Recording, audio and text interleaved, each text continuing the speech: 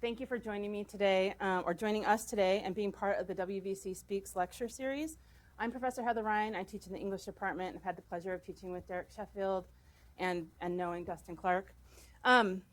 Today, Dustin Clark, who's a history professor, and Derek Sheffield, English professor, will be presenting on the ideas of walls in poetry and history. I wanted to add that we are recording this, so if you're going to try to capture it with the phone, which might not be the best video quality, we're going to record it, and it'll be on the WVC YouTube page in about a week or 10 days. When I was in high school, I lived in Central California with my family. My dad had just finished law school, and so he was clerking part-time for a judge in Sonora, which is about an hour and a half from where we lived. When I wasn't in school, my dad would let me tag along with him to Sonora, and we'd drive from the Central Valley into the foothills. The Central Valley is known as an agricultural area, kind of like Wenatchee, and it is one of the most important agricultural areas in the world. But the low foothills were often places where people ranched, and you might see cattle or sheep dotting the hills. My dad and I would drive the 90 minutes listening to music or talking about the world, and I would watch the landscape change from vineyards and rows of asparagus to the low roll of hillside dotted with cattle and sheep. And of course, walls. Because in California, the foothills are dotted with these remnants of walls built in the mid-1800s, mostly by Chinese workers hired by ranchers. The walls are really, really cool. They're like hand-laid stone. There's no mortar. And they're about 3 or 4 feet tall. And they stop and start and pick up again all throughout the landscape. What I remember all those years later is the fact that no one who built those walls was still there. Certainly none of the animals contained by those walls were there. Not even the structures that had been there, the houses and barns remained. Yet the walls remained, a testament perhaps to the enduring nature of borders and fences, and how these fragments of that life in the mid-1800s have persisted so long. I'm sure if I went back, those walls are still there. So it is today that Professor Clark and Professor Sheffield will look at the ways in which physical and cultural walls affect us, even long after they've been built. Professor Clark has taught history here at WVC since 2011. A lot of you, I think, have probably had him as a professor and know how much he loves history and how he engages with it critically. I think for Dustin, the past is not merely the past, but can also help us understand the present. Professor Sheffield has taught English and creative writing at WVC since 1999.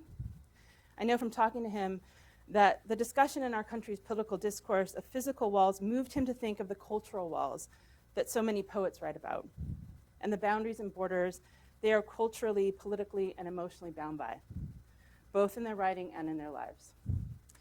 We are so lucky and privileged to have these two here and to bring these ideas together in this unique opportunity. So let's welcome them both for their lecture.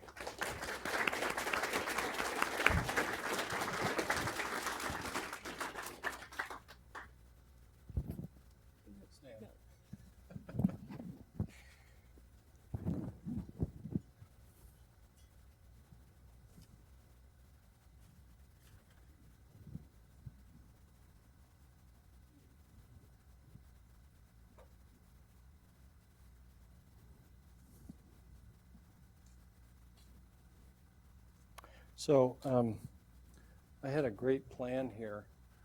My student, one of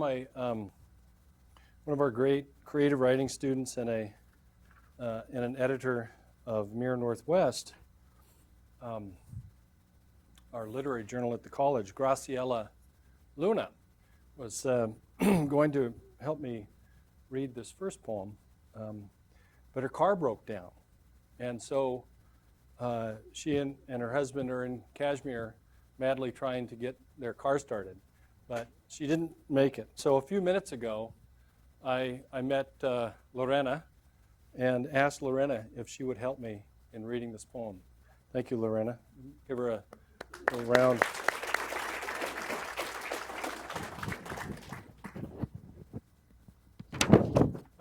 I've taught this poem for many years at this college, and so I know the Spanish, but I think it's nicer if we do it this way.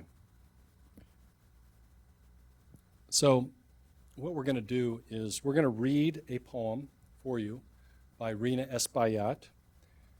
It is called Bilingue, and then I'm going to talk about it. Bilingual. Bilingüe. My father liked them separate, one there, one here, Allá y aquí, as if aware that words might cut into his daughter's heart el corazón, and lock the alien part to what he was, his memory, his name, su nombre, with a key he could not claim. English outside this door, Spanish inside, he said, y basta. But who can divide the world, the word, mundo y palabra, from any child?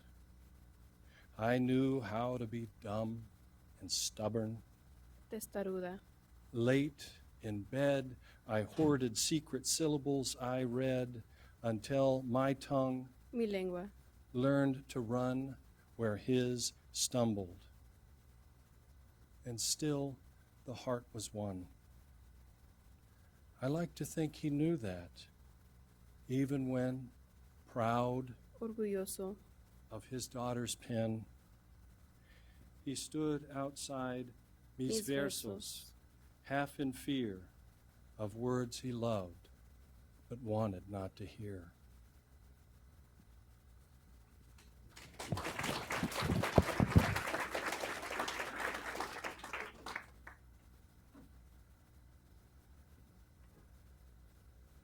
So, as I said,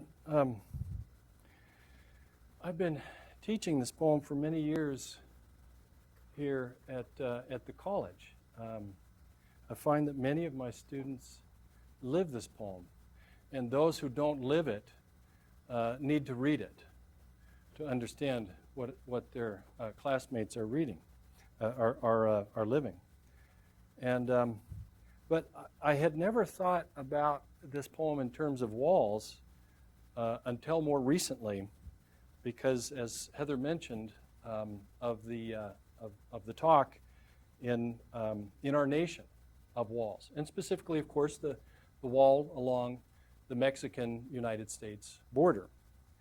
So I'd never applied the word wall to this poem, but yet that is exactly what's going on in this poem.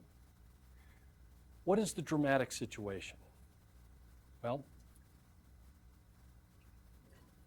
we have a father who's afraid. What is he afraid of? He's afraid that his daughter will lose her heritage language. He's afraid that she will lose her heritage, that she will forget about it. And what will happen to him and to that part of her?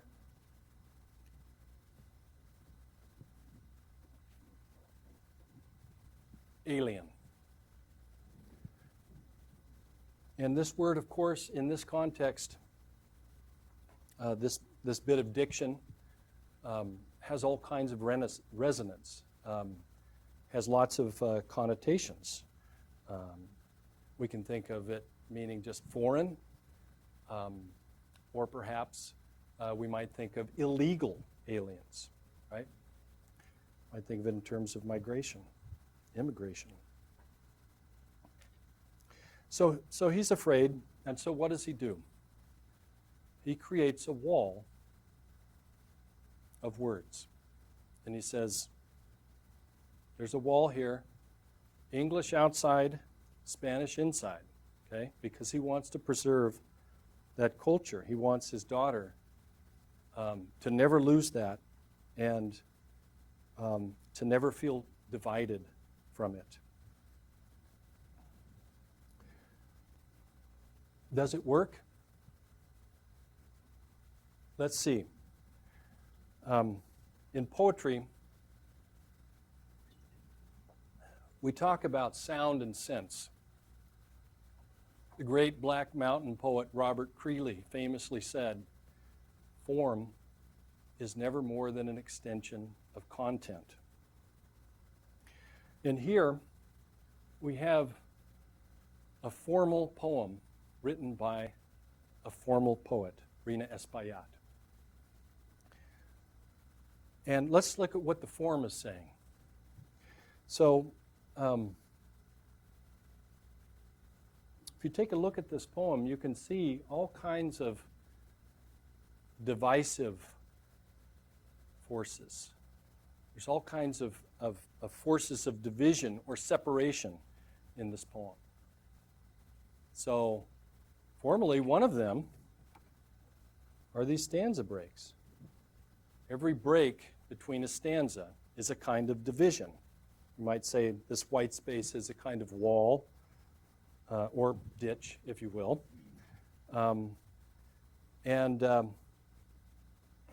You might also have noticed that the Spanish terms are enclosed in little walls, parentheses, the punctuation of the poem, walling off, walling the Spanish away from the English words, as the father would like to see. But what happens to those parentheses as we get down to the end of the poem?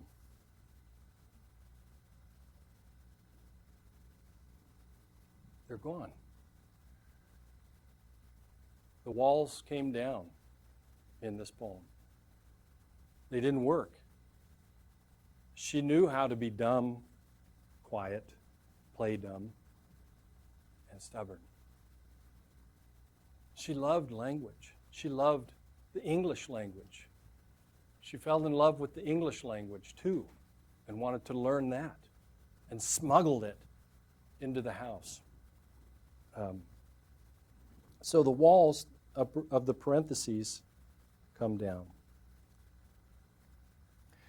And formally too, the poem, the stanza breaks really don't do much because there's something else that we talk about in poetry.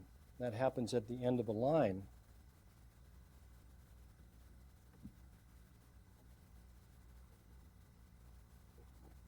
What did someone say? I heard it.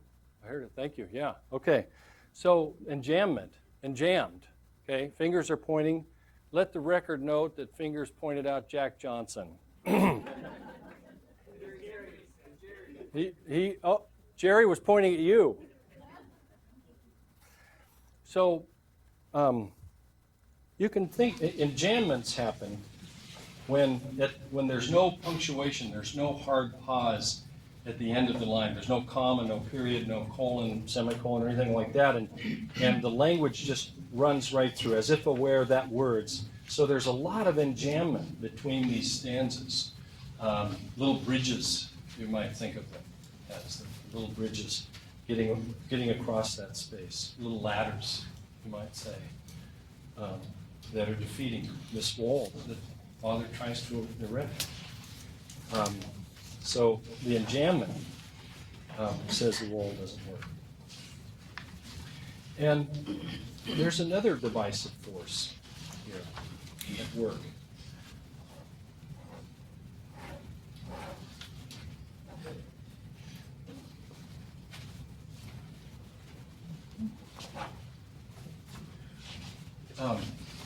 Caesura is a tool we use in poetry for all kinds of effects. Oftentimes you'll see it used to slow a poem down, for maybe to create a meditative tone in a poem, something like that. But a caesura is any kind of pause, any hard stop, period, any mark of punctuation. There are even syntactical caesuras that happen where there are just natural pauses in the language.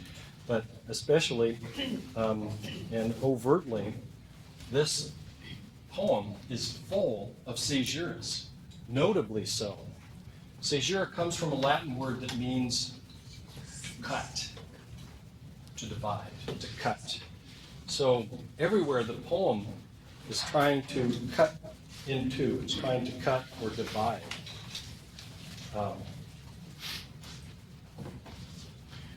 But what is the cohesive force that wins out over these caesuras? You may have heard that this poem is also rhyming. Rhyme. There, aware. The term that we have for this kind, we might call this slant rhyme, or half rhyme, or inexact rhyme. William Stafford, great Northwest poet, he called it sort of rhyme. Kind of a sort of rhyme. Emily Dickinson mastered slant rhyme, great treasure her work. There, aware, part, name, claim, inside, divide, from, bed, red, to fear and hear. So these are what we call rhyming couplets. Rhyming couplets. And they, in addition to the enjambments, in addition to the failure of the punctuation, are the cohesive forces that in the form of the poem defeat the walls, the formal walls that are put up in the content and in the form with all of these caesuras, these divisions, these cuts, and these stanzas. Stanza, by the way, is an Italian word that means little room.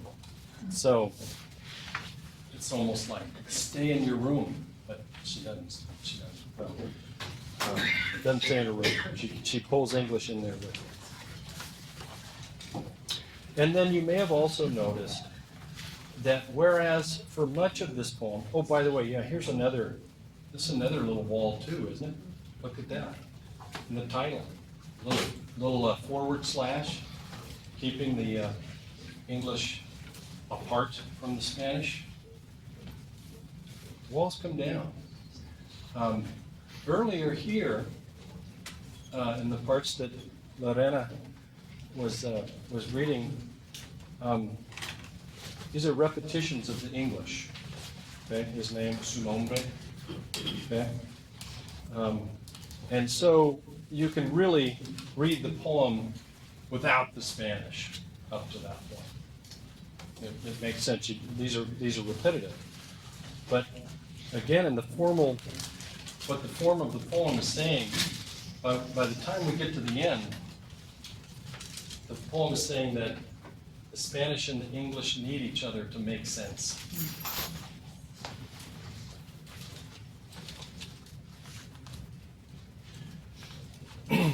And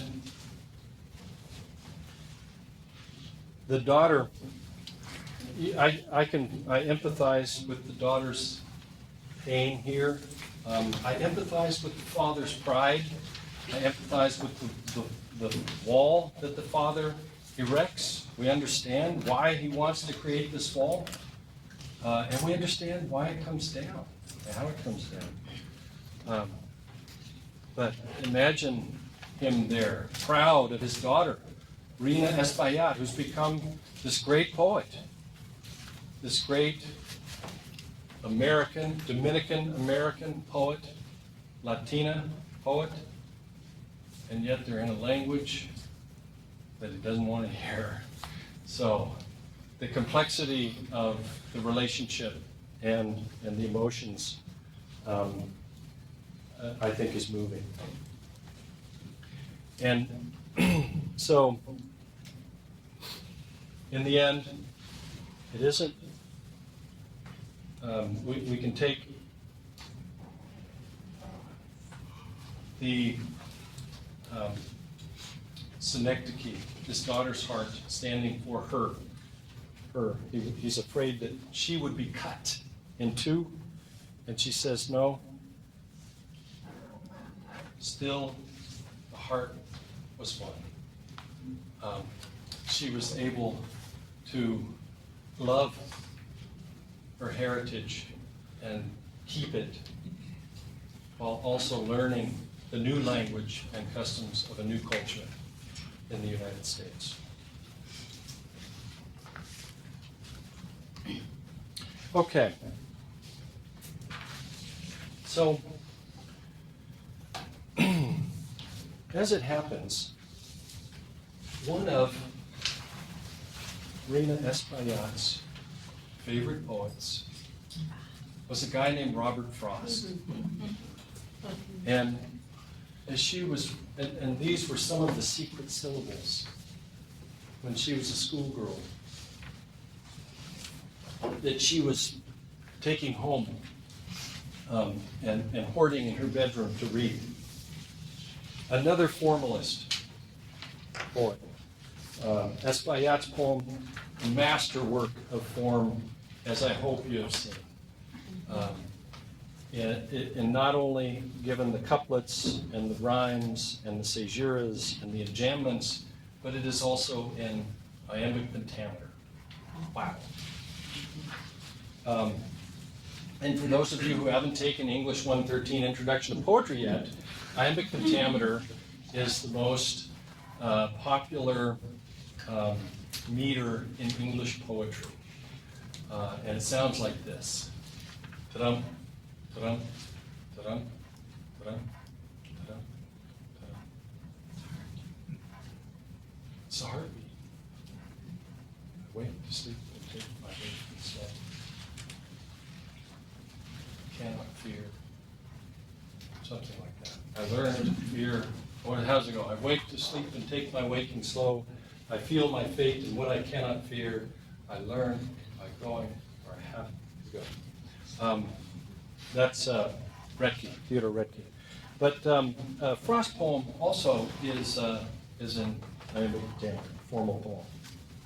And whereas Espaillat's poem I'd never thought of in terms of walls until recently, I had always thought of this poem in terms of walls.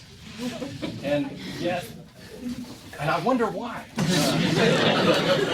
And yet, it is a slippery poem. And if you've read Frost, and if you've studied Frost, then you know he is foxy. And you know that he does not live in a black and white, either or, good/evil, good or evil world. It's much more complex than that. And so, let's take a look at this one. And I'll just read it aloud and we'll talk about it. Mending wall. Something there is that doesn't love a wall, that sends the frozen groundswell under it and spills the upper boulders in the sun and makes gaps even two can pass abreast. The work of hunters is another thing. I have come after them and made repair where they have left not one stone on a stone, but they would have the rabbit out of hiding to please the yelping dogs. The gaps, I mean, no one has seen them made or heard them made, but at spring mending time, we find them there. I let my neighbor know beyond the hill, and on the day we meet to walk the line and set the wall between us once again. We keep the wall between us as we go to reach the boulders that have fallen to reach. And some are loaves and some so nearly balls we have to use a spell to make them balance. Stay where you are until our backs are turned. We wear our fingers rough with handling them. Oh, just another kind of outdoor game, one on a side. It comes to little more. There where it is, we do not need the wall. He is all pine, and I am apple orchard. My apple trees will never get across and eat the cones under his pines. And eat the cones under his pines, I tell him. And he only says, good fences make good neighbors. Spring is the mischief in me, and I wonder if I could put a notion in his head. Why do they make good neighbors? Isn't it where there are cows? But here there are no cows. Before I built a wall, I'd ask to know what I was walling in or walling out, and to whom I was like to give offense. Get it? Offense. Something there is that doesn't love a wall, that wants it down. I could say elves to him, but it's not elves exactly. And I'd rather he said it for himself. I see him there, bringing a stone grasped firmly by the top in each hand, like an old stone savage armed. He moves in darkness, as it seems to me, not of woods only and the shade of trees. He will not go behind his father's saying, and he likes having thought of it so well. He says again, good fences make good neighbors. So here we have two people who every spring meet to fix the wall, the stone wall that runs along the border between their properties.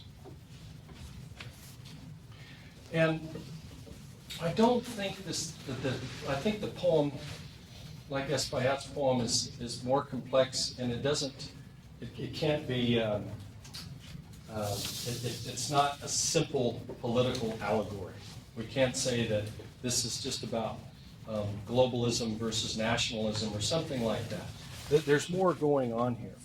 And that's because, I mean, one thing we notice is that the speaker, who pretty clearly seems to understand that there are all kinds of things that don't love a wall. And I think it may be including the speaker. But he's the one who lets his neighbor, oh, hey, yeah, we gotta work on the wall again. It's that time again. And they do it.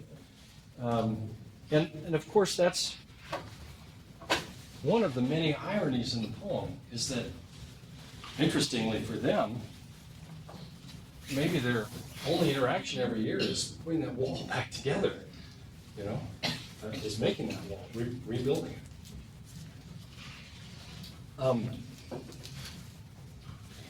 And so there are complications and questions, of course, that arise in the process of this blank verse poem.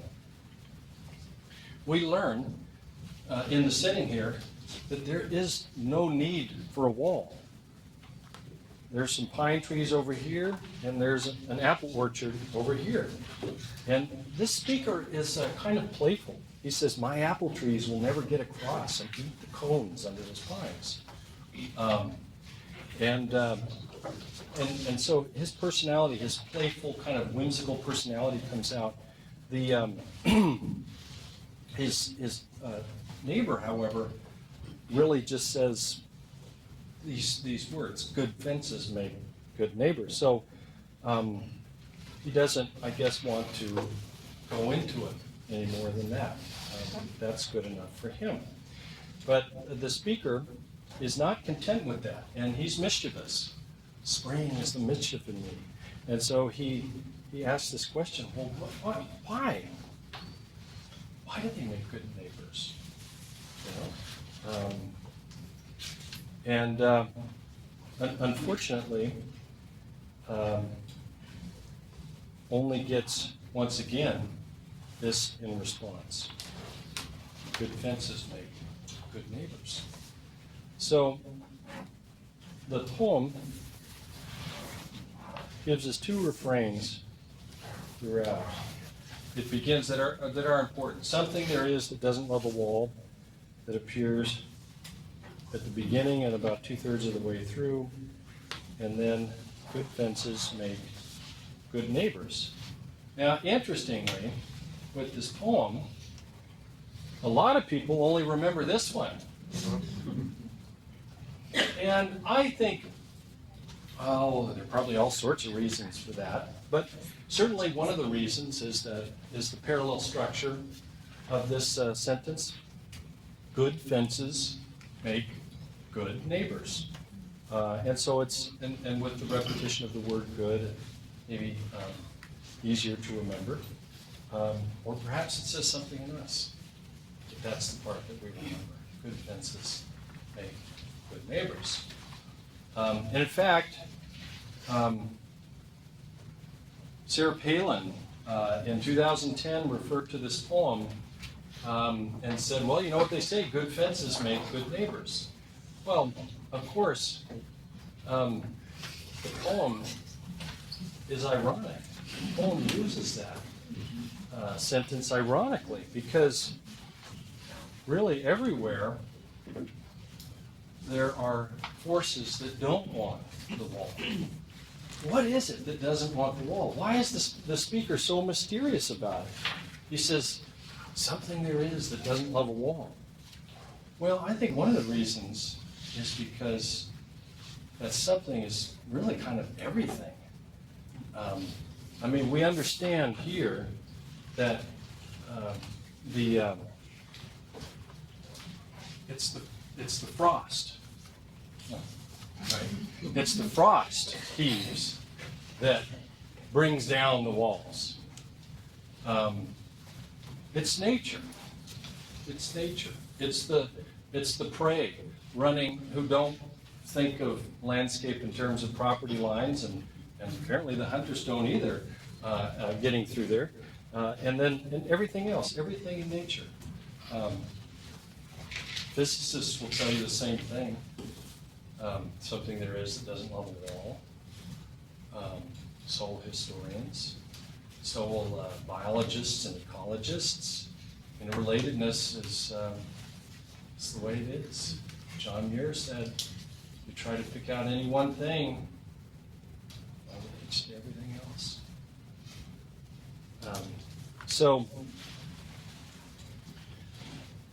I think what's really going on here comes in at the end. I think he says,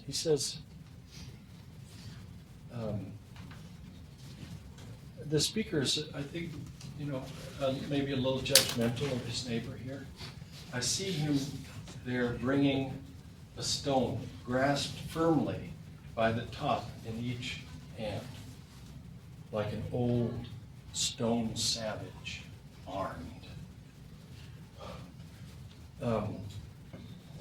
This is something we call a simile in poetry, writing, figurative language. He's not literally, his neighbor isn't literally a stone savage, an old stone savage, a caveman, but he's maybe acting like one, okay? It's a comparison between two unlike things to highlight something in common. And this is an interesting word here too, armed. Armed, like an old stone savage, armed.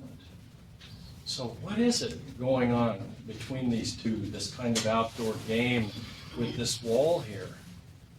Do they ever get it resolved? Does it ever really finally come down? No, it doesn't. They end the poem and they're still stuck in this cycle. Every spring they're going to be out there building that wall again. And why is it? Why is it? Well, for the neighbor, it's because these are words that he was given, that his father gave him. This is his father saying, good fences make good neighbors. This is a ritual. This is a family tradition. This is part of his identity. His identity. Good fences make good neighbors, and he's comfortable with that. The speaker in the poem, I think, wishes that his neighbor wasn't so content with just leaving it at that, and would think a little bit more. Be what Dr. Dan in his science classes calls a reflective skeptic, and to be contemplative and ask these and be able. I mean, the thing is here, he has to be able to come to this epiphany himself. That, oh gee, you can't say, look, you don't need the wall here, because he's just going to bristle up and be more caveman-y and say, good fences make good neighbors. I'm going to throw one of these at you too. And you can't control it, you can't tell him, but you have to,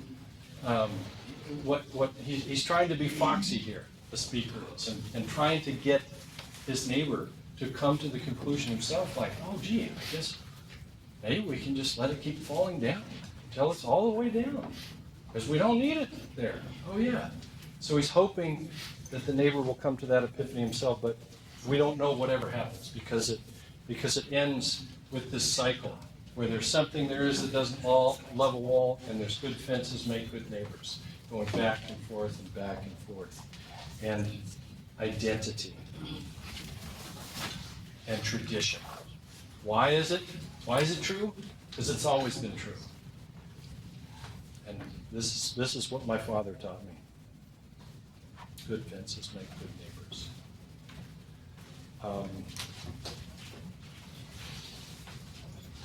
In fact, the speaker uses a metaphor here. He moves, it's not just literal darkness of woods and the shade of trees, but this is the darkness, not that he's evil. His neighbor isn't evil. He's just not reflective. He's not intellectually curious. He's not thinking anything any more about it than we learn. That's the darkness. That he doesn't want to learn more. That maybe he's not interested in conscience enlarging.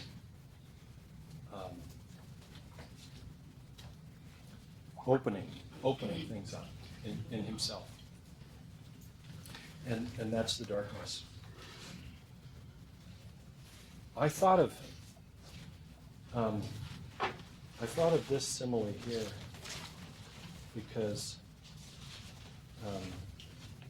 let me say one more thing, and then we're going to get Professor Clark up here. So the other thing is, I think you have a kind of either or, black and white, this is the way we've always done kind of worldview here, and you can hear it in the language. Good fences make good neighbors. Subject, verb, object. Kind of simplified way of viewing things. In comparison to this refrain, something there is that doesn't love a wall. Much, much more interesting and nuanced and reflective than there is something that doesn't love a wall, or something hates a wall, or something like that. Something there is that doesn't love a wall. Something there is that doesn't love a wall. I don't know about you, but that's the world I want to live in. That's the world where hobbits are.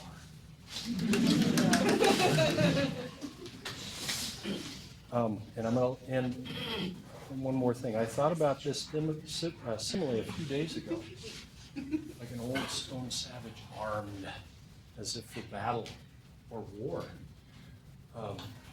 And I was passing someone on campus, and he said, hey, and he was in reference to the marketing for this event. He said, hey, I've been seeing your picture everywhere. I said, oh, really? He said, yeah, at the gun range. Mercy. That's how I'm going to end my talk. Because some people don't want us to be talking about walls. And you know what? I'm going to keep talking about walls.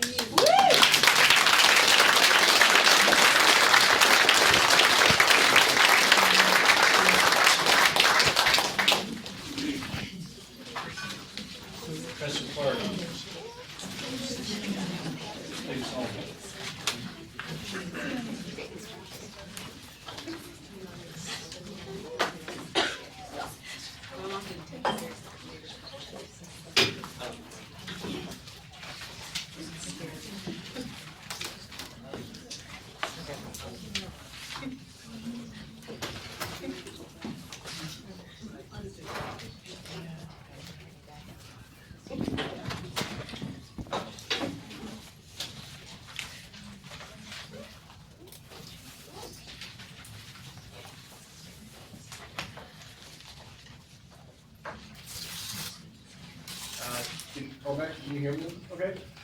Yeah? Okay, good. Everyone in the back, can you hear me okay, or do you want me a little bit louder? I was going to start out by thanking Derek because this was his idea, and he was the one who invited me to participate in it, and then I found out about the gun range, so I'm not exactly sure how much gratitude I have now. But when Derek approached me about talking about this, you know, I'd already been scheduled for WVC Speaks, and I kind of had an idea of what I wanted to do. And about a month ago, Derek had a much better idea to talk about walls and compare walls in poetry, and poetry understands it, to walls in history. And we certainly have a lot of walls in history to choose from. It seems to have been the great leisure activity of the pre-modern world to build walls. But we have lots of choices. We'll talk about 3 of them as much as we can. But you know, we're talking more about walls. And primarily because of the 2016 election, right? A candidate rose to prominence by promising a wall. A candidate made that a central part of his platform to build a wall.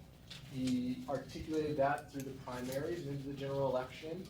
And then, you know, following inauguration, that president then signed an executive order authorizing a wall. And you know what that's going to look like, and the necessity for it, or the, you know, and some of those policy debates that we should be having, that won't be what we're talking about specifically.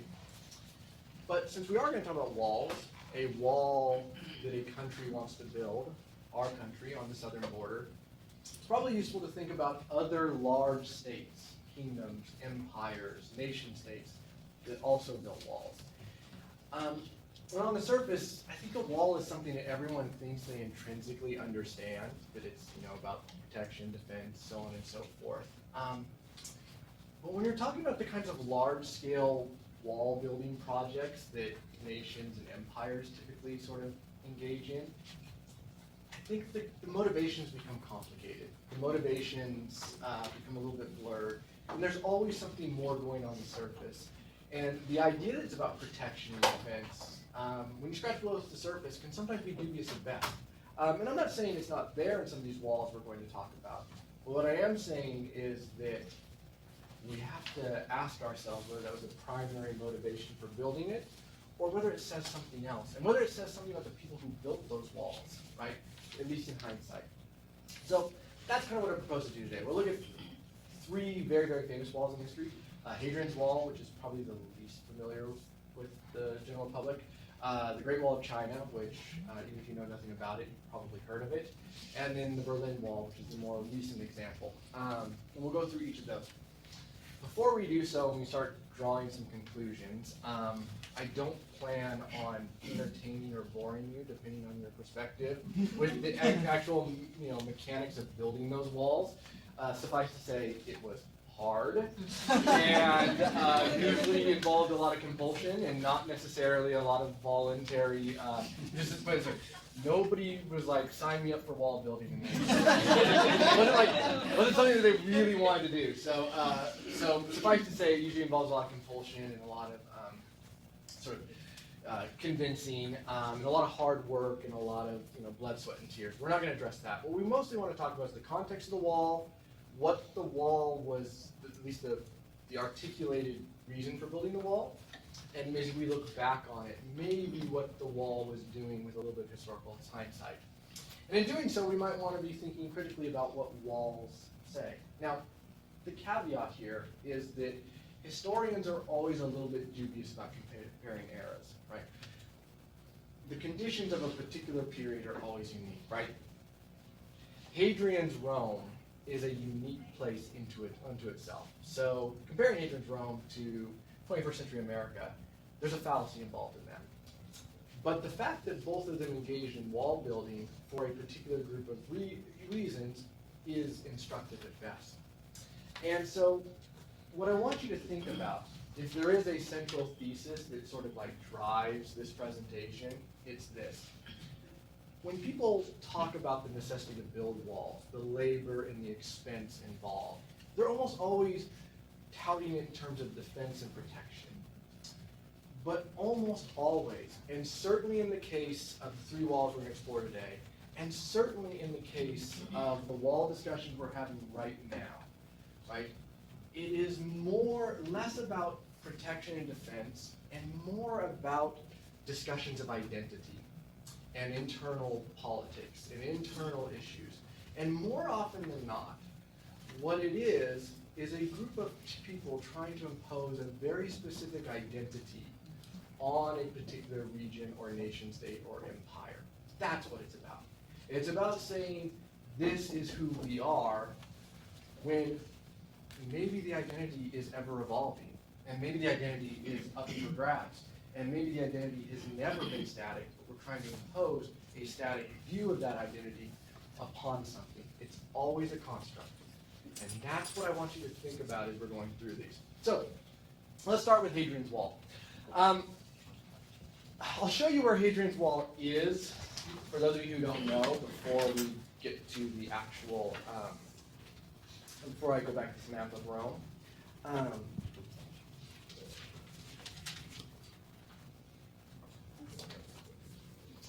So Hadrian's Wall, it's named after the Emperor Hadrian, who didn't lay a single stone, but got the credit for what his laborers did.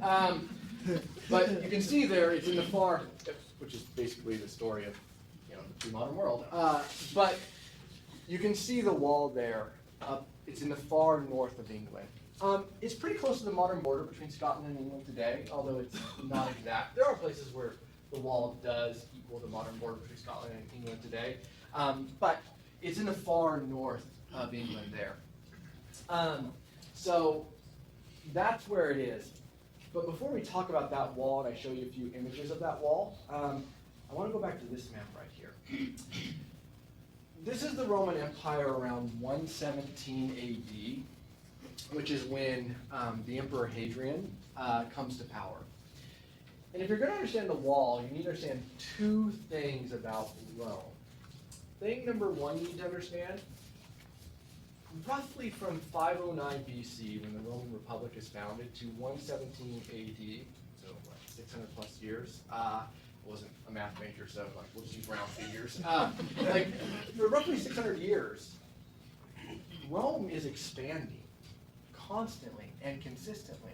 And not every single year, but if I put all the dates of the Roman Empire up here like a dartboard and I threw a date at it, I could probably tell you a war of expansion that Rome was fighting during that time period. They expand a lot. The Emperor Hadrian is going to put an end to that. It's not, I'd love to tell you it's because he discovered pacifism and humanitarianism. It's not the reason that he did it. But it speaks to something really, really, really important, which is, for the first time, Rome has to figure out what is it going to be without expansion. Now, the reason for constant Roman expansion is tied to social issues and social mobility and the role the military plays, and military in social mobility, and there's lots of other external factors. But the other thing at play here that is tied to the wall is not just the end of constant expansion, but a definition of what it means to be Roman. And here's where you need to sort of go back. And this is something that my students often struggle with because it's something that we just basically accept as common knowledge. Rome really isn't an ethnic designation. To be Roman isn't a particular race. It's not a particular ethnic group. It really doesn't even refer to a very specific group of people. I mean, if we're going to, essentially Rome was founded by a group, by a member, one small group of something we call the Latin tribes who lived just south of Rome. They migrated north to where Rome was for very strategic reasons and lived on a hill with other peoples on 7 other hills. And what happened was gradually they created a city out of it, and they crafted an identity called Roman. Okay? But that identity was constructed. They decided what it meant to be Roman. They made conscious decisions about what it meant to be Roman, and who was Roman and who was not. What gradually happens during what we call the Republican period, when Rome is ruled by a republic. Sometimes these designations are meaningless, it just depends on what you're talking about. But by and large, what happens is during the Republic era, they end up controlling all of Italy. At some point, the people that they have conquered start asking to be treated like Roman. They have classifications. I'm not going to go into them here, but there's classifications for how they treat these people they conquered. And some of them vary from being treated like Roman citizens or being adopted into being a Roman citizen. And sometimes it's, you're the one who goes to war with us and we give you a part of the spoils, and that's who you are, but we don't treat you any way like you're equal to us. Well, at some point, that wasn't enough for the majority of those living in Italy to be considered like that. They wanted to be full-fledged Roman citizens to enjoy the legal, political, and social privileges of being Roman. That's what they wanted. And so, in typical Roman history fashion, we had lots of conflict and civil war and violence, and then eventually Rome decided, okay, you get to be Roman citizens. And all of Italy was a Roman citizen. Well, correct me if I'm wrong, looks like the Roman Empire is bigger than Italy. It is. So then the debate came, okay, how do we consider these people? These people we conquered. And little by little, what Rome had to do was extend citizenship to these people. They had to. They had to, otherwise they couldn't hold this empire together, and the elites, what we call the patrician families, who benefited most from Rome, they needed the empire. And they were willing to exchange certain political and legal privileges embedded in citizenship in exchange for keeping the empire and being pacified, and having the empire pacified, I guess is the best way to think of it, at least having it peaceful, at least having it stable, not having to constantly put down rebellion, which was expensive and potentially, chaotic. Not all of what you see in red here had been made Roman citizens by the time Hadrian comes to power. And so when Hadrian comes to power, there's a real debate going on in Rome. If we keep expanding, the benefit, and please understand, let's use benefit in quotations. The benefit is the army is happy, and a happy army means a stable Rome. Also, you get the expansion of sort of like blood and treasure and land, which is valuable to certain key influential groups in Rome. But the downside is that you're involving more people that eventually you might have to give rights to, right? Legal rights, political rights. And these rights are really important. If you're in Rome and you're convicted of a crime, if you're a non-citizen, you don't get the Roman court system. You get a beating and a maiming and an execution if it's an egregious enough crime. On Roman execution is exactly known for its sort of like benignness, right? Crucifixion is their preferred execution model for non-citizens. Whereas if you're a citizen, you're entitled to this entire court and legal framework, which gives you all sorts of protections even if you're convicted. A much more humane way of execution if it's a capital offense, and much lesser punishments. So there's a whole host of reasons that these people want to be citizens, politically, criminally, right, socially, economically. But what they ask in Rome is, do we want these people to be citizens? We've got all of these people here. What's going on here? And there's a real divide in Rome between those in Italy. And it's amazing, and maybe instructive for today, that by the time they're having this debate in Emperor Hadrian's lifetime, everyone in Italy is just like a citizen, and they've always been a citizen, and that's just how it is. And so suddenly, to be born in Italy is somehow better than being born outside of Italy. Whereas before, those people had to fight for citizenship. It's amazing, a century later, this sort of discrimination that's creeped into the discussion. And that might be instructive for, if you lived in a country that was a nation of immigrants. I'm not sure what country I might be talking about, but, so that's the debate that they're having. And the Emperor Hadrian occupies a very interesting place in this debate, because Hadrian, like the Emperor Trajan who preceded him, is from here. See, he is in control of the empire, but he feels the kind of discrimination for being what was known in the days of provincial. He's from the provinces. He's not actually, born in Italy. And Trajan, who preceded Hadrian, was the first of the non-Italian emperors. Hadrian succeeds him, and then it doesn't really become much of an issue after that. I mean, you have both Italian and non-Italian. And I'm using, Italian's not exactly a precise term, and classicists would be horrified that I'm using it, but just for simple geography terms, we'll just go with it. So Hadrian, sort of like, he comes into this discussion in a very interesting time period. And so he's balancing two things. He's balancing trying to legitimize the provinces and the people who lived there as Roman citizens and extend citizenship to them, which ultimately is done during his lifetime and afterwards. By 200 AD, everywhere in red is essentially a Roman citizen. There are some places where it's not, but basically it's true. Which, just so you know, probably isn't out of concern for the poor person living in Gaul, but more self-interest, right? He's got to elevate all of them if he's going to elevate himself. But also creating a barrier. This is sort of it. Rome will go no further. In part, it's pragmatic. He realizes that Rome cannot afford to expand forever, right? It just can't, like, monetarily and financially afford it, especially since some of the other things Rome has to do in terms of infrastructure and public spending, they can't afford it anymore. But I would also contend to you that in part, it's about understanding that he doesn't want to expand the benefits of Rome any further in terms of citizenship. And hence, he engages in a public building campaign across the empire in which he is spending tons of money building temples and all sorts of projects in the provinces to sort of prove to the provinces that he's one of their guys, but also engaging in solidifying the borders. And the biggest symbol of him solidifying the border is Hadrian's Wall in the north of England, right? And if you want to see what Hadrian's Wall looks like, right, I have some examples here, right? So you can see here what the stones would have looked like.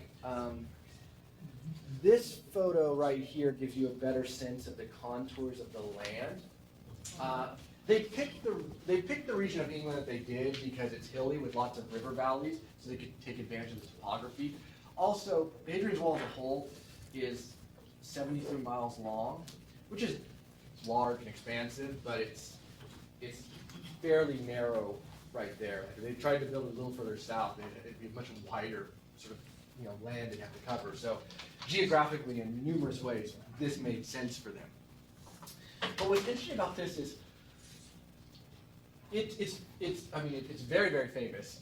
If you pick up any book on Roman Britain, like 3/4 of it's about Hadrian's Wall. It's very famous for a lot of reasons, but one reason is Rome doesn't do this anywhere else. It's the only place that Rome ever did something like this, a stone wall as a barrier.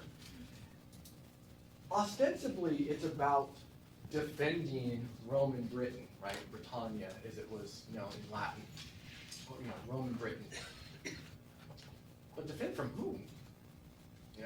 And just so you know, Roman Britain was one of the last acquisitions of the Roman Empire. Still only part of the empire by the time Hadrian starts constructing the wall around 122. So by the time he constructed, it's been in the Roman Empire less than 100 years. And the Celtic tribes who live in Roman Britain pose absolutely zero threat to the rest of the empire. And Roman Britain isn't exactly a destination for Romans from other parts of the empire. I'm just saying, like, if your idea of a good life is living in like southern Italy or Sicily, the idea of gray, dank, rainy Britain, where look, I'm an English historian, so I love Britain. I'm not gonna lie, but I'm just saying, most Romans thought of Britain as like it might as well be purgatory or something. It's where the emperor sent you if he didn't like you. So, and so, like, the idea that this is where you're going to build the wall to protect the empire, I mean, it doesn't make a lot of sense unless you're thinking of it in terms of Hadrian in stone making an explicit statement about identity. This is where Rome is. North of the wall, not Rome. South of the wall, Rome. Also, I think symbolically you have to think of this as the northernmost part of the empire. So now we're also thinking like not just south in Britain, but south in all of the Roman territory, not Rome. And what's interesting about that, and possibly instructive for the conversations we're having today, they're dividing a culture group. There are Celtic tribes who literally live on, so it's kind of like, this is essentially the south side of the wall, that's the north side of the wall, sorry, south and north. The same people live on both sides. The wall has been thrown between them. And look, not overnight. This thing took, well, it took roughly 6 years to build the original version, and the original version was part stone, part stamped earth. And stamped earth was a lot of fun, because it's just what it sounds like, piling dirt and stamping it down and repeating. And eventually they replaced all the snow. So that took decades later. And the fact that they kept maintaining it later and later and later is also something interesting. And we know that in terms of pragmatic change in Roman policy, sometimes Roman authority extended way beyond, way north of the wall, even though the wall was there. Sometimes it didn't even extend up to the wall. It seemed to be more than anything about identity. Roman south of here, non-Roman north of here, even if the people there were exactly the same. And that's an interesting thing to think about in terms of the wall. Archaeologically speaking, it's been studied a lot because it's one of the best preserved things in Roman Britain, and it's fantastic. I encourage you to visit to this day. But in terms of like defending the empire, having any sort of practical change in the empire, nothing. I think symbolically, it tells you something. So the next one I'd like to chat about is the one that you've all heard of. Although there's lots of misconceptions about this, so we need to chat about it, which is sort of this, right? The Great Wall of China. About 3,000 miles long. I'll put up a map to show you where it extends in just a moment. About 3,000 miles long, 5,000 kilometers, or as it's known in Chinese, the Great Long Wall is 10,000 li long. And li was a unit of measurement in ancient China. So even they literally think of it by its title of a very, very long wall. There's also associations with the tears of the workers who had to build the thing, and in many cases were buried in it. It's often been called one of the largest graveyards in the world because when people died on the job, oftentimes it became part of the mortar. Archaeology has kind of revealed that that's more of a wives' tale than actually true. When they've excavated the walls, they've not found a lot of bones in it. But it's a very, very long structure. I'm going to show you a map. Just gotta find where it is. In terms of the wall itself, the reason I like this map is each of those colors represents a different wall constructed by a different dynasty in China at a different era. Gets to the point. There is no great wall. There are great walls. It's never been a series of interlinked walls. It's been a series of walls constructed that at times have been linked, at times have been torn down, and new portions built. But all of it along this northern border of what is China. When you guys think of the wall that is the wall that tourists can visit at several different points, the wall that shows up in travel shows and film and documentaries, the wall that they spent so much time restoring for the Beijing Olympics and became so iconic whenever NBC's coverage of the Beijing Olympics would come on. That wall is largely what we call the Ming era wall. And it refers to the Ming dynasty. I'm teaching East Asian history right now, and so my students, we're literally 2 weeks in the class, my students are like, oh my goodness, we're already on our third different dynasty, and I'm sitting there thinking, you got a lot more to go. You don't even know the half of it yet. But the Ming are a later dynasty. I mean, the walls that form the basis of even the Ming Wall today, I mean, they date back to the period 770 to 400 BC, what's called the Spring and Autumn era into the Warring States era in Chinese history. And the first time that any of those walls what they started out as is walls to protect small kingdoms. And then those kingdoms were all unified by the first emperor of China. The name he takes when he reigns is Shi Huangdi. He's not he's the emperor. If you're familiar with the Terracotta Warriors and the famous tomb, that's him. He's not a particularly well-liked and well-revered figure in Chinese history for lots of reasons, but linking those walls together was his first idea. The purpose ostensibly about the walls is to divide, quote-unquote, China from the outside world. Before I speak more about that purpose, I think it's important to understand that the word China that we use today is not the Chinese name for them. So our word China kind of derives probably from the Roman era, because when the Silk Road was kind of first established during the Roman era, and so the Roman Empire and the Chinese Empire at the time were kind of like in this long-distance trading relationship. And the dynasty at the time was the Qin dynasty, and so just through Romanization and Latinization it became China, and that name has stuck forever in the West. However, the Chinese name for them is something different. Does anyone know what the Chinese name for China is? Yeah, go ahead. 中国 Yes, which translates as? Middle Kingdom. Yeah, the Middle Kingdom.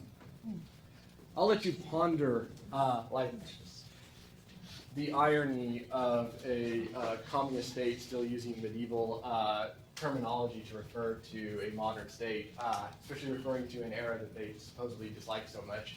But Middle Kingdom, what does that mean? What it means is the kingdom at the center of the universe, because that's how China understood itself, is at the center of the universe. Everything that was good and pure and what the Chinese called civilized was in the Middle Kingdom. And everything else was barbarianism. And so they kind of viewed the world as in radiating circles of barbarity out from China.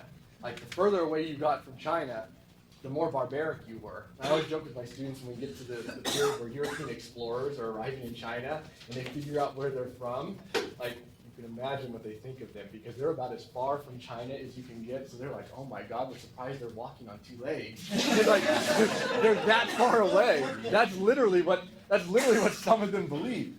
But for our purpose of our discussion, right, Middle Kingdom is really important because you're getting to the point of this wall.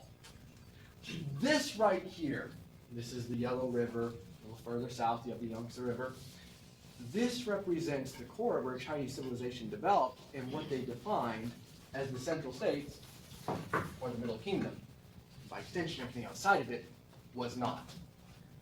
And so when you're thinking about the walls, oftentimes, yes, they were built for protection against the sort of pastoralists and semi-nomadic horsemen. You know, think like the Mongols and their ancestors who lived out there. So protection from them. But you have to ask yourself, in a place where you have such great horsemen that they can raid quickly, what kind of barrier is a wall? Because eventually you can just ride around it. And that's largely what happens over and over again in Chinese history. They do, they just kind of ride around it like, ooh, we'll just mark how much distance we're going until we get there. So like it's just like it's a marking point. So it's actually telling them where to go because they can just follow the wall until they get around it. Which is, honestly, it's what they do a lot. But then there's guard posts because you want to trade with these people. You just don't want to like let them in. They're just interesting and worth thinking about. But to return to the wall that I mentioned that you guys are thinking of, the wall that's represented in these photos right here. And you always know the Ming Wall, right? You always know when you're dealing with the Ming Wall, the latest iteration of the wall, because it's the first one made of stone. All of the others were a combination of like stamped earth and stone. When you get to the Ming Wall built on mountains like this with stone, that's when you know you're at the Ming Wall. And the Ming are a dynasty. If you need dates, right? You're looking at 1368 to 1644 for the Ming dynasty. And the Ming were the one who inaugurated wall building when it had kind of died out in China. The first contiguous or attempt to patch the separate sections of the wall together that constitutes the Great Wall of China as I mentioned, was the Qin dynasty, so post 221 BC. The subsequent Han dynasty, they said, okay, it exists, so we'll repair it and patch it together. But by the time you get, into dynasties after sort of into the Common Era, they don't really care much about the wall. It's not really a big deal to them. And then, right, roughly say 1,000 years after anyone has ever cared about a wall, the Ming dynasty comes to power and they build a wall. Why? Well, it has to do with who came before the Ming. The dynasty before the Ming is called the Yuan dynasty. The Yuan is the name they give themselves. We call them the Mongolians. The Mongolians had conquered China, first under Genghis Khan, who conquered the north, and then Kublai Khan conquered the south. And, for roughly a century, Mongolians conquered and ruled China. Now, this in itself is nothing unusual. If you go back to some of the earlier Chinese dynasties, they're not always quote-unquote Chinese. Right? The Sui and the Tang, two famous dynasties in Chinese history, were not really indigenously Chinese. They just adopted Chinese culture and language, and they were accepted. So the Yuan are not the first non-Chinese dynasty. They're not the last either. The dynasty after the Ming is as well, which might tell you the effectiveness of the wall that the Ming built. But nonetheless, right, that is the context for understanding this wall, the Yuan dynasty. What had particularly upset the Chinese, and when we talk about the Chinese, what we're really talking about are what are called the Han Chinese as an ethnic group. What had really upset them was that unlike previous dynasties, be they indigenous Chinese dynasties or non-indigenous dynasties, they had all obeyed a certain cultural context for how you govern China. They governed according to certain values and principles, largely what we call Confucian values and legalist principles. That's what they had done. And the Yuan had not done that. They had brought their own culture and their own systems to how China should be governed. And the Chinese were stuck. Culturally and religiously speaking, there's a whole class of people in China called the scholar gentry, who are like the aristocracy. They're conditioned to serve the state. They're culturally expected to serve the state. In many ways, it's a religious obligation for them to serve the state. But they have to serve a state that doesn't act like it's supposed to. And it caused resentment. And so when rebellion breaks out against the Yuan, led by the man who will found the Ming dynasty, there's not a lot of sympathy for the Yuan, and the Yuan get pushed out, and the last of the Yuan they move north, and suddenly you have the Ming dynasty. And the first thing that the first Ming emperor does, and Chinese emperors have several names depending on the context. We'll just call him Taisu because that's his most famous name. But first thing Taisu does is he says, I'm going to build a wall. And he pours just money and money and money into building this wall. And in some cases, he's building a brand new wall, like what we have here, a wall that didn't exist before. Sometimes he's just repairing the old wall, but he makes this a policy for the Ming for the next 150 years, building this wall. Ostensibly, it's to protect them from the northern, quote-unquote, barbarians, like the Mongolians, who are not like them, and to prevent them from ever conquering again. But in reality, what he is saying is he's trying to create a definition of China. And you can see that even in the language used to describe the wall. When you go up on top of the wall, right, and you look north, Chinese would say, and that's the land of the barbarians, and we're here. We're here. And what's interesting is the wall divided some of those quote-unquote barbarian peoples. So let me give you an example. There's one group of people called the Manchus. They got divided. Some of them lived south of the wall, some of them lived north of the wall, and apparently those who lived south of the wall were okay. Those who lived north, though, not so much, right? There's some cultural differences between the Manchus who live north and south, but not a lot. The Great Wall was never meant to necessarily be a firm border. By the way, so just so you know, the Ming still tried to conquer land outside the wall. So it's not like they said, we're never going to go beyond that. It was about establishing what it meant to be Chinese, an ethnic identity, and it was in stone. North, not Chinese. South, Chinese. It is identity. In terms of the military defense, This thing was expensive, laborious, and useless. Utterly useless, because you still need ways to get through the wall, because you have to do trade, and trade goes through the wall, so you have these like guard posts, right? And if you, well, I'll show you one of these guard posts. So this is the more famous. These stone sections of the wall tend to be the eastern sections, close to like Beijing, the current capital and stuff. But if you look at some of the far western outposts of the wall, right, you can see this is Jiangyu Pass. This is like the last fort in the far west of the Great Wall. And it looks gorgeous out there today. It was tantamount to being exiled if you were stationed there in ancient China. And it wasn't exactly a place for career mobility. You weren't going to rise up the system by getting sent out to the far west, right? You pretty much knew what your career opportunities were at that point. It was pretty easy to bribe that person to let people through the gate post. You want to save us the extra 100 miles to keep us from having to ride around? You just go through it, right? It was easier to bribe them even further east, close to the capital, Beijing. So the military institution, as a military installation, it was totally worthless.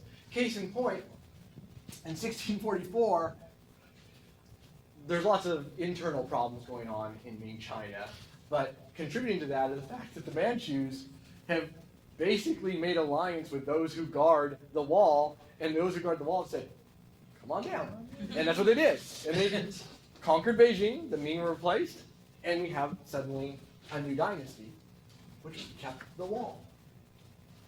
Why? Because it was never about defense. Now, they never faced invasion again because just things are changing in the world that prevent these tribes that live in the north and the west from having the same kind of power that they had. Largely has to do with the transformation of trade routes. The age of exploration has changed. There's no need for the Silk Road anymore when Europeans are reaching China by boat, right? So the Silk Road disappeared, which was the basis of the power of a lot of those groups like the Mongolians and the Manchus and so on and so forth, those trade routes. So the wall no longer serves a military purpose, but they kept it because it was never about that. It was a very expensive, very laborious, very difficult exercise in establishing identity. What was the Middle Kingdom? What was not the Middle Kingdom, right? Now, to kind of move on to a wall that you're all familiar with, right? So this is the Berlin Wall.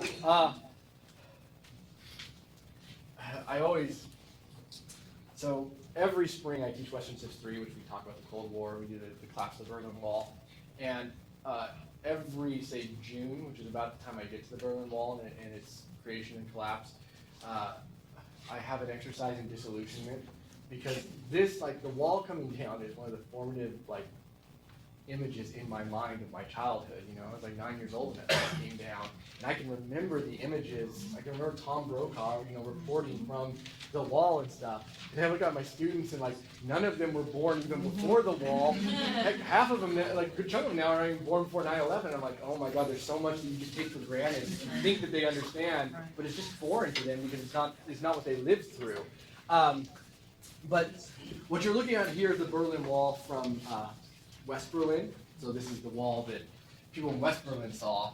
The wall looked considerably different from East Berlin. It was a lot more militarized and had segments to it, and barriers and barricades and mini walls and tripwires with machine guns, all sorts of things. So most of our images of the wall are actually from the western side for a variety of reasons. But this is an interesting one, because this one is also about identity, but it's also an interesting lesson in which sometimes wall building doesn't symbolically end up how you thought it was going to. Just so you know, we'll get to that in just a moment. But the context for that wall lies in this, which, a good chunk of us in here know, because we remember it, but a lot of people don't, which is the division of Berlin, right? And the division of Germany itself. And the origins of this lie in the agreements made by the big three, United States, Britain, and the Soviet Union, who were allies during the Second World War, and who, between 1943 and 1945, came to a series of agreements on what would happen to Germany after the war was concluded. And occupation was agreed upon.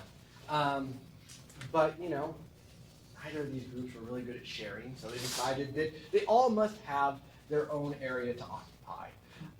And so that's what they did.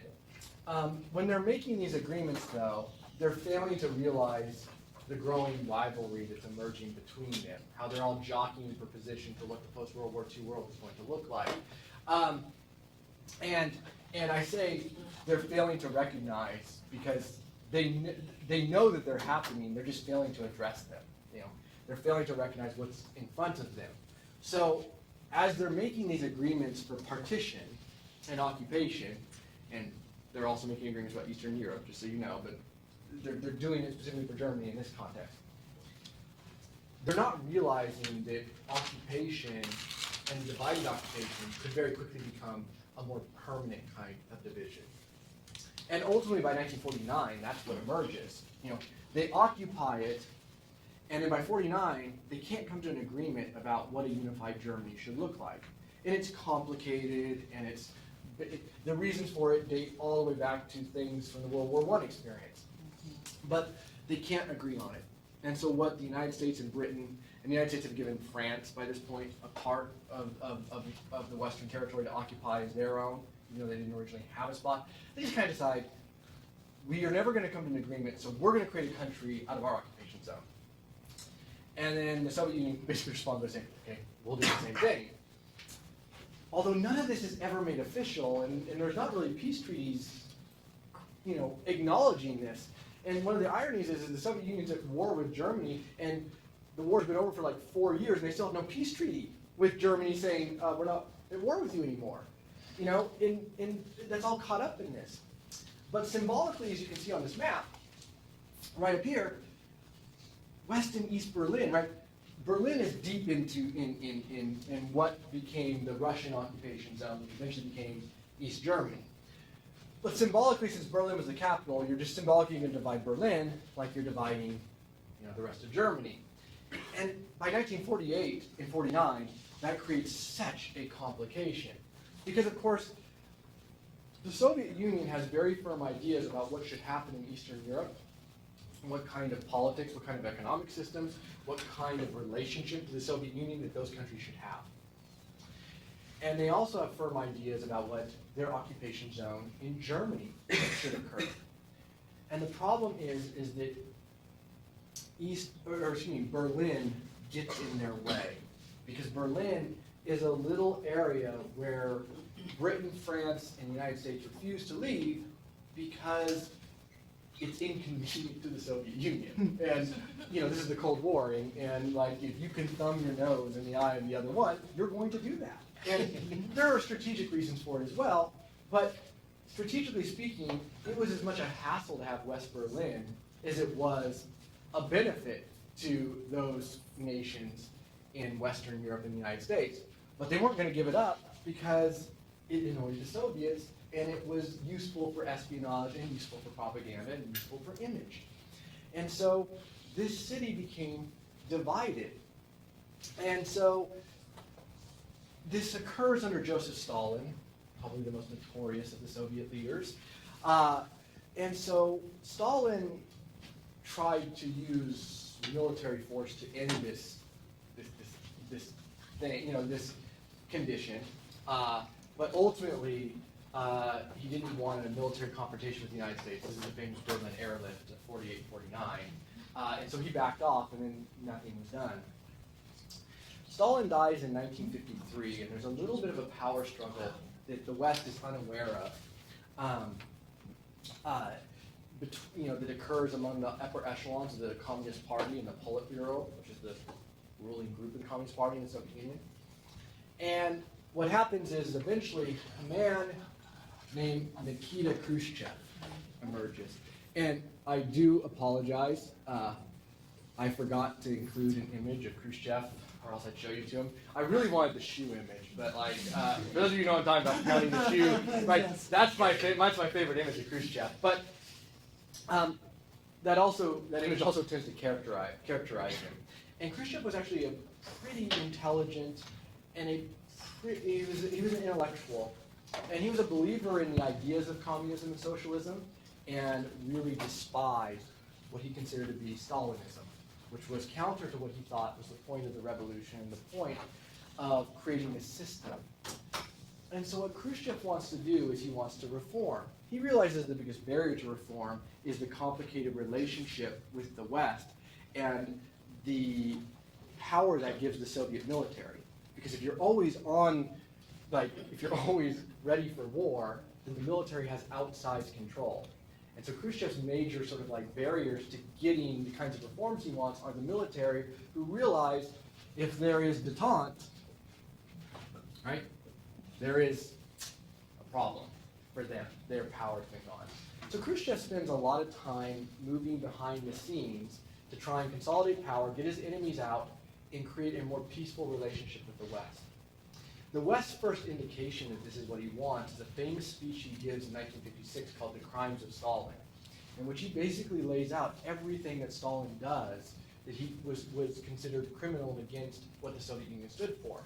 And this is a huge deal. Stalin was worshipped, well, not like a god because communism is technically atheistic, but it's as close as you can get. So Khrushchev is making all sorts of problems within Russia because he's denouncing Stalin, which seems to threaten the position of the Communist Party within the Soviet Union. The reason for telling you this is Khrushchev is also going out. He's the first Soviet premier, right, to come west, which is where you get the famous shoe photo, because he's here. He's visiting places like Iowa Farms. He's going to the United Nations. You know, he's coming out here, and he's become somewhat of a global celebrity. In fact, even the U.S. press, who are pretty well conditioned to write things according to American policy with respect to the Cold War, are fairly impressed by him. And so Khrushchev is creating all sorts of relaxing of tensions. But that creates problems back home. Suddenly people are wondering, well, how far can I push this? How far can I speak out against the state? In Eastern Europe, of course, this spawns a whole host of rebellions, including, most famously, the Hungarian uprising in 1956. And so Khrushchev now has a political problem back home, and he's got to solve that. And one of the ways in which he solves that is trying to basically create almost gerrymander a confrontation with the West to prove how strong he is. And his perfect opportunity for that is in 1961 over the city of Berlin. What's happening in Berlin is Berlin's becoming a bit of an embarrassment to the Soviet Union, because between 1949 and 1961, about 2.5 million people have escaped the utopia that was the Eastern Bloc and the Soviet Union into West Berlin to get to the West. It's hard to make the argument that you have utopia when 2.5 million people don't want to be in utopia. It's become a little bit of a political embarrassment. It's also become a place where they're concerned about espionage. But it's also his chance to do two things. One, it's his chance to prove that he's not soft on the West, that he's strong, which he needs to do at home because the hardliners are beginning to question whether or not he should be in power. The second thing is his chance to make a statement about the differing systems and the differing identities. Berlin is divided like Europe is divided. Here are our values, here are your values. And we want to be protected from your values, which we think are corrupt. And so on August 13th, 1961, overnight, Berliners went to bed. Well, actually, it was a Saturday night. So Berliners went to bed. And they're like, okay. And they wake up the next morning and the wall is literally built. Wow. They've been planning it for weeks between the Soviet Union and the East German leadership. They've been storing kind of like metal barricades and barbed wire on the outskirts of the town. And then overnight, they moved that stuff in like midnight, starting at midnight. And it was so sudden that some people worked night shifts in West Berlin but lived in East Berlin. And they found when they got off their night shift, they couldn't go home. The division wasn't clean, and so you had apartment buildings that were in East Berlin, but their front doors were in West Berlin. And so like the next morning, they couldn't actually go to where they lived because the wall was there. And so like, what do we do? And a lot of them said, well, the getting's good, let's go out the front door. And then pretty soon, here come the East German state, and they're literally bricking up people's front doors the next day so that they can't enter exit their front doors and get into West Germany. So like, there was planning, but not a lot of planning or logistics of this. But what's interesting is what they call the wall. The wall is sold to the Berlin people and to all of Eastern Europe and Russia, because it's not just about Berlin, it's about the whole system. They call it the Great Anti-Fascist Wall. The Anti-Fascist Protection Wall. I'm telling you, nobody names things as awesomely as the communists. I'm not kidding. Like, seriously, they have some awesome names. It's, what those names represent can be horrible, but the names, creativity. So, anti-fascist wall. Fascism had been sort of the political ideology of Nazism and of Mussolini in Italy and of Franco in Spain. But only in Spain does fascism, well, Portugal as well, only in Spain, in Iberia, does fascism actually exist by 1961. It's been repudiated. In fact, it was one of the main goals of the Allied powers was to eliminate all elements of the fascist state. Now that doesn't mean that they did. There's a whole lot of elements of that slipping through in post-World War II Germany and other places. But like, to call it the anti-fascist, protection wall is to articulate a value system. We are so threatened by the West, which is fascist, which is to bring up all the horrors of World War II, we're creating a division between us. Therefore, we are free socialists in this part. Those are those fascist dictators in that part. It was symbolic of identity. Didn't exactly, like, from a public relations perspective, turn out like that. Because, and this is the interesting thing I mentioned when we start this, sometimes what you mean to say with your wall isn't what you actually say. And what happened with the Berlin Wall is it became a great humanitarian cause in the 1960s and 1970s. It became a public relations fiasco to the Soviet Union. Not among the countries that the Soviet Union had a lot of control over, but among the countries that were nominally allied with the Soviet Union, places like in Africa, in Latin America, and Asia, who weren't part of the Eastern Bloc, weren't part of China's hegemonic sort of group, but certainly had historically been more sympathetic to the Soviet Union's allies than anyone else. This caused a huge public relations fiasco to them because it smacked of a kind of colonialism that they rebelled against. This became a public relations nightmare for the Soviet Union, and it became a coup for the United States, right? John Kennedy could give his famous I'm a Berliner speech. Reagan in the 80s could go and say, Mr. Gorbachev, tear down this wall. It became this constant sort of symbol of oppression when what the Soviets had meant it to represent was a division of values. The imagery had taken on a life of its own. Right? The wall ceased to be what the Soviets wanted it to be, what the East Germans wanted it to be. It became something else. And it's a cautionary tale of what you do with walls. Sometimes what you think that wall stands for is not what it stands for. Anyways, we could talk a lot about all these walls, but I've literally kept you here way longer than I intended. But as my family and students will tell you, brevity is not one of my virtues. So I just would like to conclude by thanking Derek for the idea and for inviting me to be a part of it, thanking Randy and the whole WVC Speaks team for inviting me to participate, and thank you guys for listening.